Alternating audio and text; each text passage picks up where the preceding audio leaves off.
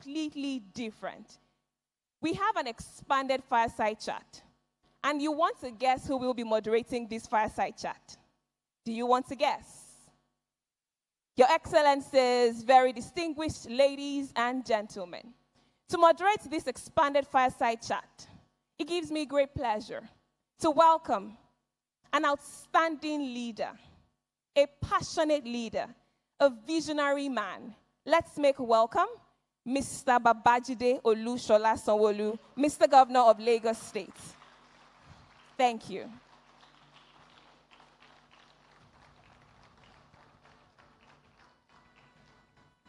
The governor listens, he cares, he understands the import of having the youth at the center of decision making. So we're going to bring up some of our high flyers very quickly. The governor will be speaking to them and we'll flip the tables. They won't be asking the governor questions, the governor will be asking them questions.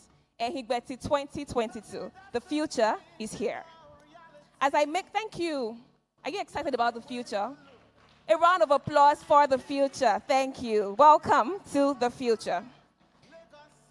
To join Mr. Governor on stage, please let's make welcome Sandra Chukwudozie, who was listed Forbes 30 under 30. A round of applause for Sandra. Thank you.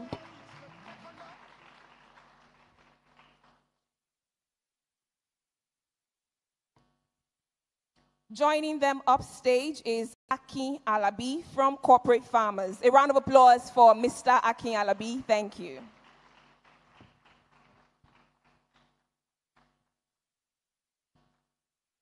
Akin Alabi is a farmer and is a proud one at that. Thank you. We have from the Kugali boys, we have Toluwakin Olowo Foyeku joining them on stage. A round of applause, please. Also joining this expanded fireside chat is Tolulope Makinwa, the winner of the Digital Activation Materials for Inclusivity. Thank you very much.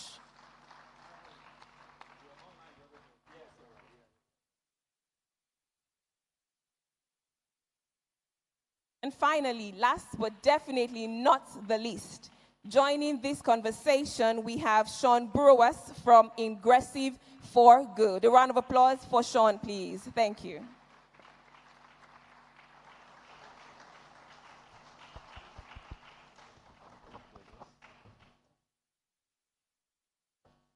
I'll now gladly and delightfully hand over to Mr. Governor to take over the conversations from here.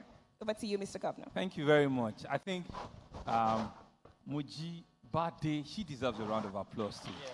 I mean, it's such, I mean, and so while we're doing that, you can see that my panelists today, they're all smarter, you know, they're all more intelligent than I am, and it's such an honor, you know, to be with the midst of all of you this morning, and to just have, you know, a conversation, right? Just to share a few thoughts about what you think, you know, what we think we should be doing differently, and what are your own views, you know, on Lagos. I've read your resume, and each and every one of you truly, really deserves a space, you know, on this platform today. Please give them a round of applause.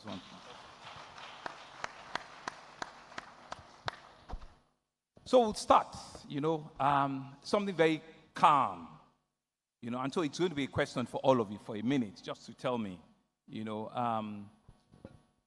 what do you think, you know, when you reflect, when you think back, what do you think about Lagos resonate with you the most? You know, what exactly is that thing about Lagos, you know, that makes you wake up in the morning? You know, what is that one thing about Lagos that resonates with you very, very well? So I'll start with you. I think we'll just start with you, Sandra. Yes, okay. Yes. Hi. Oh, okay. My dearest Governor, I want to say that I'm so honored to be having a seat at this table. And I think it speaks to the testament of the fact that you see us young people as the leaders of today and not tomorrow. And for me, thank you. So for me, what resonates with me is that Lagos brought out the diamond in me. And you know that for you to be a diamond, you must go through fire. So 5 years ago, I left a promising career at the United Nations because I had a vision for my country. And I came back home to Lagos because I believed that I could be one of the young people who were leading the clean energy transition in Nigeria through solar. Now, as every young person, my goal was to also unite fellow young people who were just as hungry and vibrant as me, just because I thought that they are the ones that have the key to this future that we want to have. But as every young person, I didn't even know that I had a massive challenge ahead of me. I made mistakes along the way. I didn't even know the challenges, the market I was targeting, but most importantly, I had to learn. I think what I love about Lagos is the fact that I learned how to survive and thrive. You see, when you are in a survival state, your why is purified. Why do you want to be a leader? Why do you want to solve this problem? And I think what helped me survive is the fact that where other people were seeing challenges, I was looking at opportunity. And Lagos has brought out an audacity in me that makes me proud to say Let's give her a round of applause. Sandra had said Lagos has brought out the audacity. You know, she had learned to survive, you know, and thrive in Lagos. I mean, these are very strong words. Aki, what would you say? Thank you very much, Mr. Governor. And now, because I'm a farmer, and because this is the month of World Food Day, I think I need to start my conversation by this song, by saying, Iṣẹ́ àgbẹ̀ níṣẹ́ ilẹ̀ wa, ẹni òṣìṣẹ́ á máa jalè, ìwé kíkọ́ láìsí technology, kò yí pé o, kò yí pé o. Thank you very much. So, Mr. Governor, today, the food sector, basically, it's actually, or the agricultural sector, is one of the biggest sectors today that encompasses all other sectors. And for Lagos State, from statistics, we consume well over between 4 billion naira to 5 billion naira daily on food alone in Lagos. Now, annually, Lagos consumes more of about 5-6 billion naira in terms of food. The question is, it shows how big that ecosystem is in Lagos alone. The question is, how best has Lagos been able to tap into the opportunities within the single sector called food? And that's the good things I've seen about Lagos when I wake up every day. And I see projects that Lagos has done to implement food sector. For example, the motorized project. Number 2, when you launched out the food security and logistics hubs. These are hubs which we can begin to build center hubs for young entrepreneurs, wealthy millionaires, so we can leave that advent and see farmers as paupers, because farmers are the wealthers, are the one that will grow rich and make everybody become wealthy today in the economy at large. Thank you. This Akin wants to make money, oh. So he sees opportunity in Lagos. The market is there. Government are putting institutions together to ensure that, you know, the likes of Akin can indeed, you know, be a first-class technology-driven farmers. Tolu, you know, you were online the other day when I had a session. I mean, such an honor to see you. What are your views about Lagos? Thank you very much for this opportunity.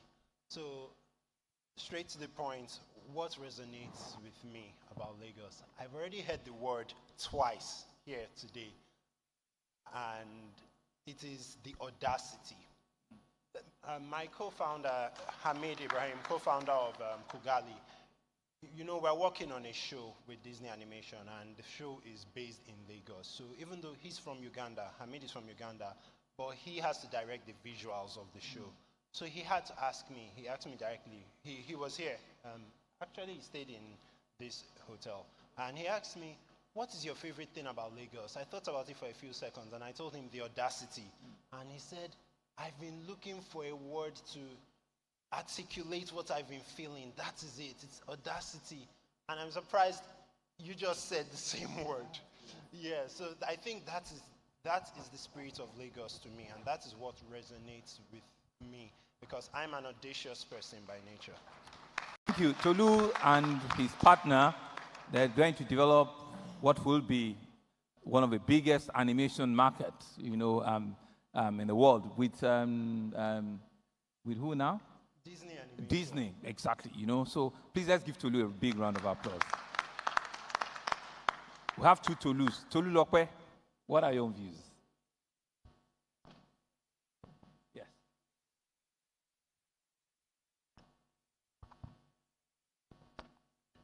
Can I just take a breather to say, Anybody who is in my shoe today would know that it is not just having audacity, but the fact that you can have audacity of hope. And that is what I have today. I started a social enterprise this year, March 4, and we work with early stage social enterprises, female-led early stage social enterprises, because we believe that the solution economy is the next big thing for Africa. And when we talk about the solution economy, we are talking about social responsible investing, venture philanthropy. We are talking about CSRs. We are talking about addressing core problems, right? Addressing societal and environmental problem at the base of the pyramid. And the base of the pyramid is worth billions of US dollars, worth trillions of dollars in impact. And having to start this vision from my bedroom, launched in Sheraton this year, March, and now we've expanded to a lot of African countries, in Kigali, in Maputo, in Accra, and now in Lagos. It tells a lot about Lagos State for me, because we launched in Lagos, and now we've expanded from Lagos. In the 20th century, Lagos State was basically government-dominated model. It ran through government-dominated model. But in the 21st century, it is not just the government that is playing a major role. You and I, social entrepreneurs, innovators from the public, from the private, from the third sector, the fourth sector, are now working collectively with the government. And that, for me, is one thing that resonates with me. Thank you so much. Thank you very much, Tolu. Thank you.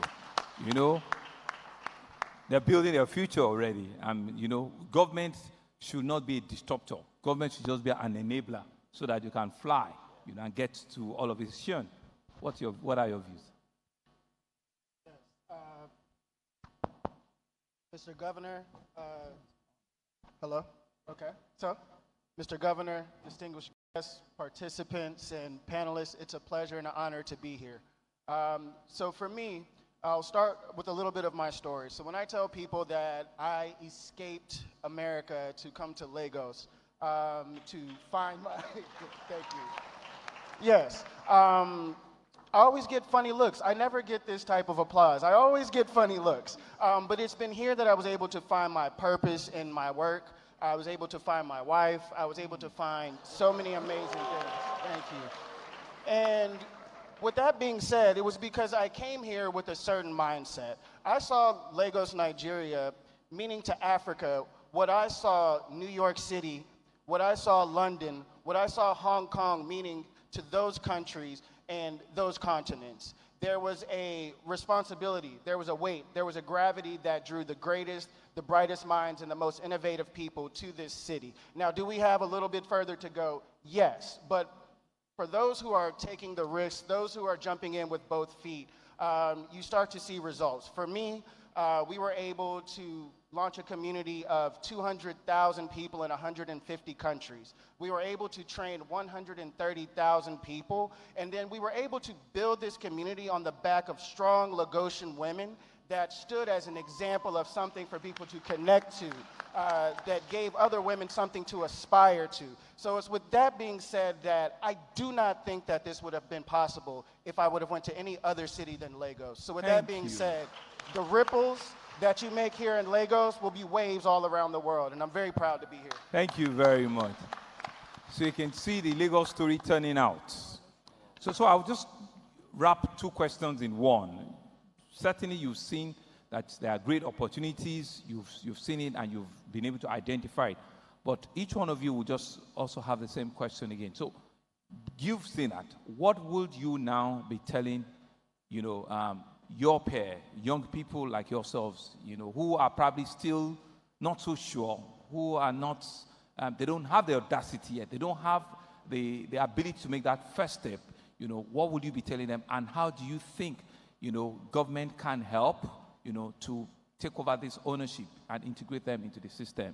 Sandra, I'll give you the first shot again. Thank you. So I believe that young people should be looking at every age to solve a problem. You are called to serve humanity, to serve your country, and to serve your state. And I think one very big one is the energy gap that we have in Nigeria. We have over 80 million Nigerians who do not have access to clean energy. And it's a big opportunity for young people to come in and really tap into solving this problem. And for example, with the work that my company does, we empower young people to work in various value chains: sales agents, distributors, payment collectors, installers. And the goal is that we want these people to be part of that architecture, because we have a youth bulge. And this youth bulge can either be a demographic dividend or a demographic time bomb. And I'm proud that young people like me, 500 of us, are able to distribute solar home solutions like this to over 500,000 Nigerians. And we're proud of the work that we are doing. Please give it for Sandra. You know, she needs a whole lot more. She's given all of you, right, an opportunity to say that. Take the first step. Take the right step. It's available. The numbers are there. That opportunity could be a burden, or it could be a blessing. She had said that it's a blessing, and it could be a blessing for so many others. Tolu, what do you think? Okay, so the two questions. The first one, I'll say Lagos is good soil, and if you are on good soil, then your own input is what matters. I know there are places where you could be giving the right kind of input and not get out the right kind of output. But for a place like this, what I will advise young people is be competent. And by that I mean choose your hard. Being lazy and being poor is hard. Being hardworking and being rich is hard. Being healthy and fit is hard. Being unhealthy and unfit is hard. So choose your own difficulty. Whichever way, it's going to be hard. Choose your own hustle. Choose your own hustle. Japa is not the solution. Anyhow it is hard. That's what Tolu had said. Anyhow. You know, it is hard. Know what you can deal with and go deal with it. Go fix it. That's the only way out. There are no shortcomings. Tolu, thank you. Sean, what do you think? You know, because I'm getting really excited with all of these comments. Thank you. What do you think? I think that when you sit around and you look and you see that for almost every developed country, they have an office, an embassy, a consulate. If you look at almost every major company, you know, the Googles, the Microsofts, and so much of the world, they are here. They have offices here. So we have to start looking at Lagos for the opportunity that it is. Young people need to start looking at where can they plug into the areas, I don't want to say of least resistance, but the areas that align with what they are able to do. Look within tech, I would always say, for those skill sets that resonate with you. They're like what we call Power 5 tech skills. So you're looking at software development, you're looking at data science, you're looking at product management, you're looking at design, and then you're looking at tech marketing. These are 5 core areas where if you have a laptop, light, and data, you can build the next multi-million-dollar company. For us, the perfect example we like to use is there was this campus ambassador program that we were running in 2018. These 2 students got together and decided to solve their own local problem, and they decided that they like starting companies together. So what they were able to do after a few years was basically come together as founders, come to our sister company, Aggressive Capital, for some investment, and now they are a $30 million company. Wow. But that started off with them just being 2 students really pushing and finding their way. So there are opportunities here, but like everybody is saying, audacity, elbow, grit, determination, like all of those things are relevant. Thank you very much, Sean. I think the words are popping out, and we all have something to take back home. Aki, what would you say? So what I would say is this: take charge. You need to take charge. Now, what we did when we took charge was during COVID-19. 1, we created Africa's biggest digital agricultural e-learning platform. We took charge by designing that. It cost us a lot, but we took charge by doing that. 2, we wrote a book for young agripreneurs called The Rise of Digital Agriculture. We took charge because we had to do that. youth need to take charge of that and take advantage of wherever they are today in society.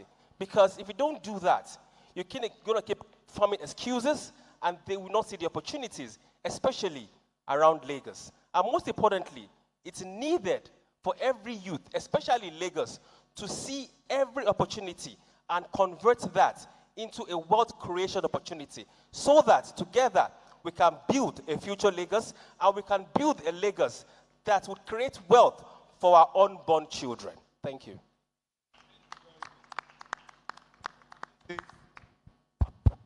Akin says we need to take charge.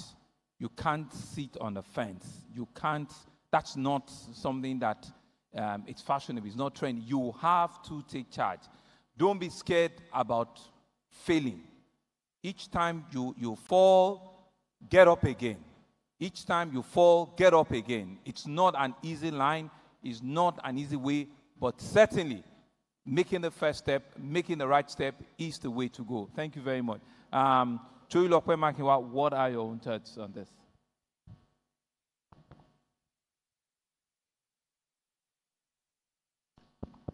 Thank you so much, Mr. Governor.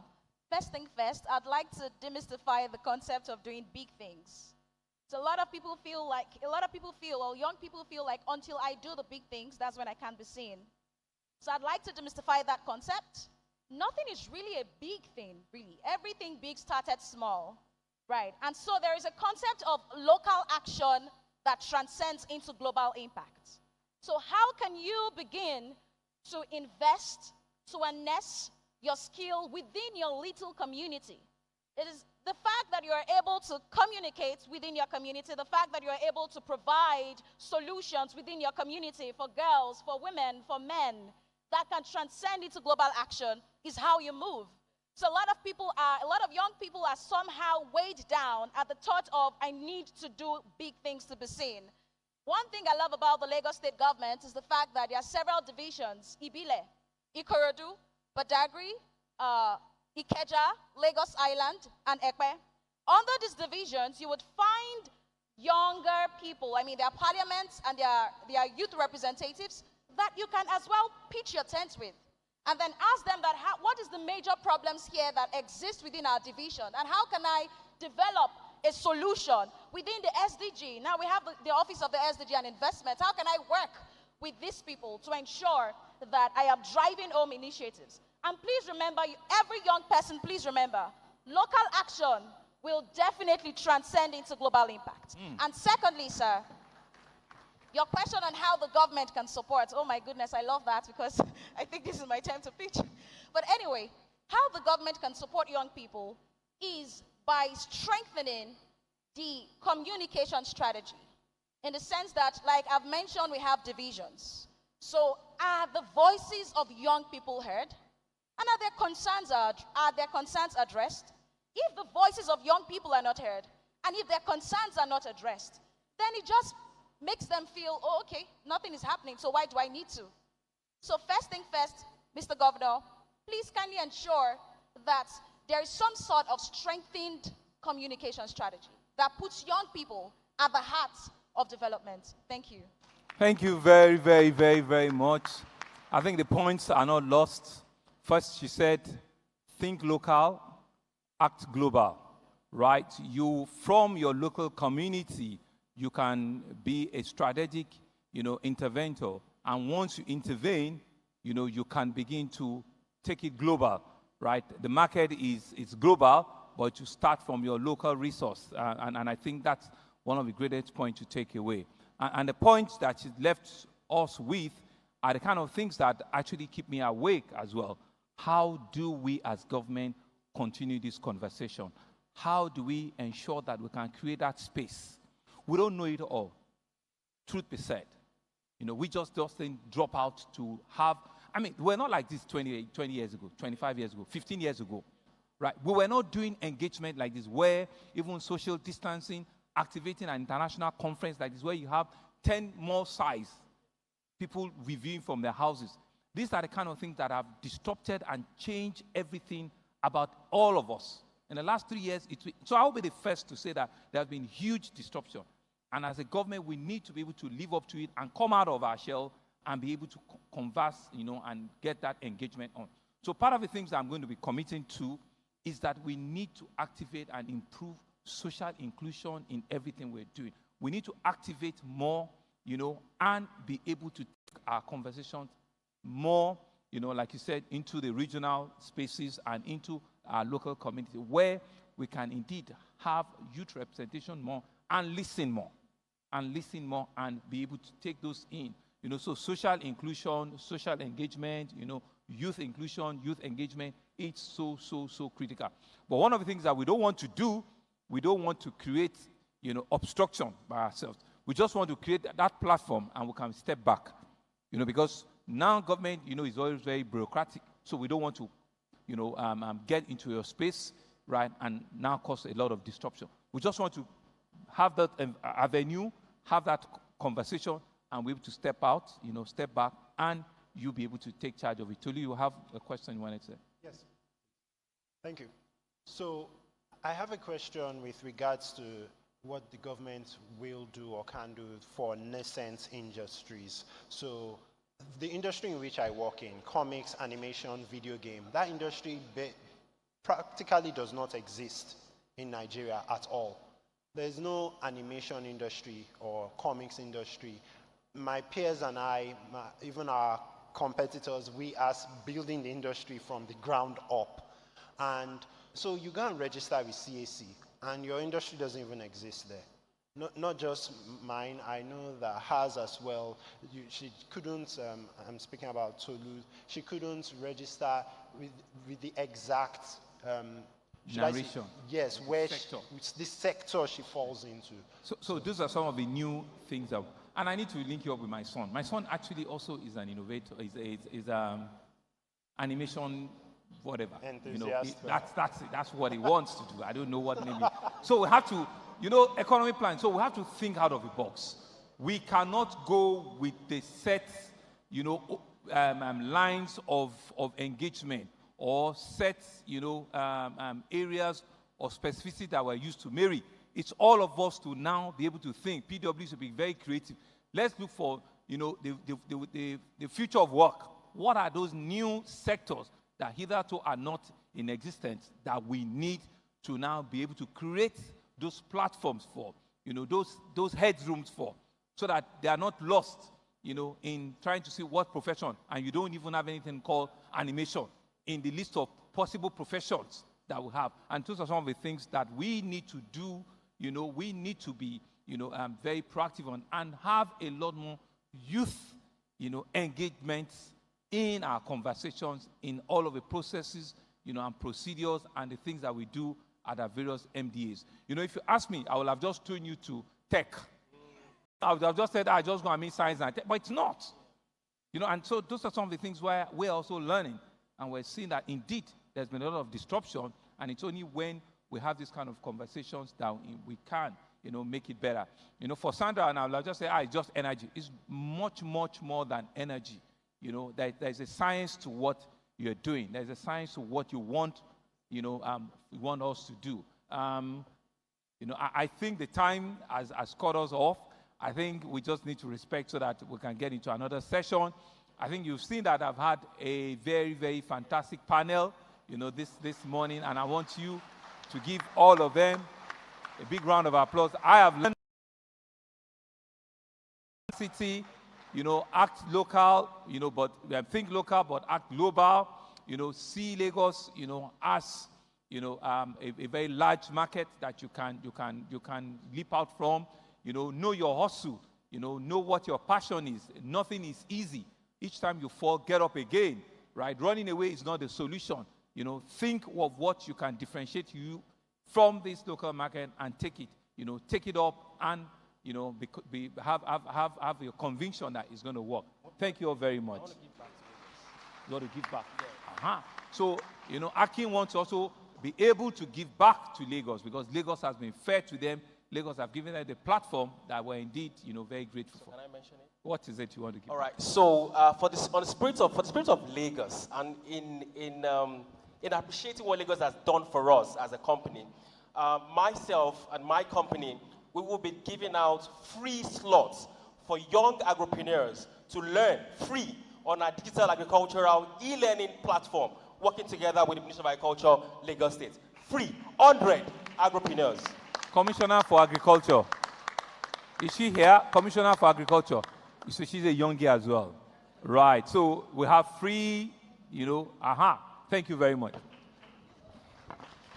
Mr. Governor, I'd like to ask that we share a photograph with our amazing panelists before they go back to their seats.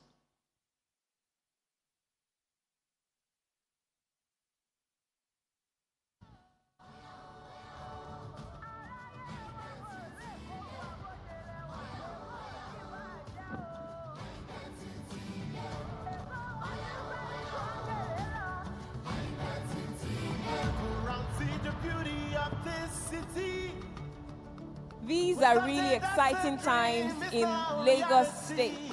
The energy that the youth brought forth